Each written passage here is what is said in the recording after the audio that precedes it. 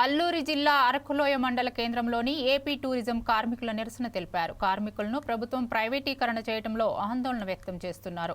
Regular కార్మికులుగా నియమించాలని demand చేశారు. గత 25 సంవత్సరాల నుండి కార్మికులుగా కొనసాగుతున్న పేద కార్మికులకు యాజమాన్యం పట్టించుకోకుండా ప్రైవేటీకరణ చేస్తే సహించేది లేదన్నారు.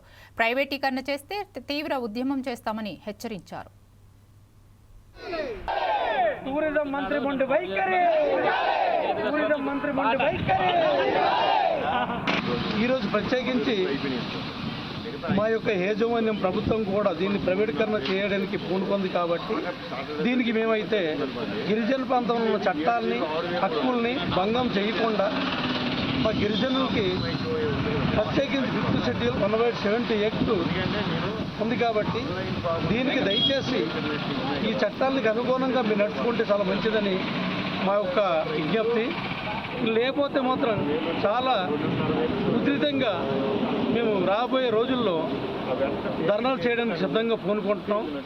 మా యాజమాన్యం కానీ ప్రభుత్వం కానీ దయచేసి మా హక్కుల్ని కాపాడాలని, దీన్ని నమ్ముకొని సుమారు 25 సంవత్సరాలు బట్టి దగ్గరగా సుమారు ఒక 500 మంది పనిచేస్తున్నాం.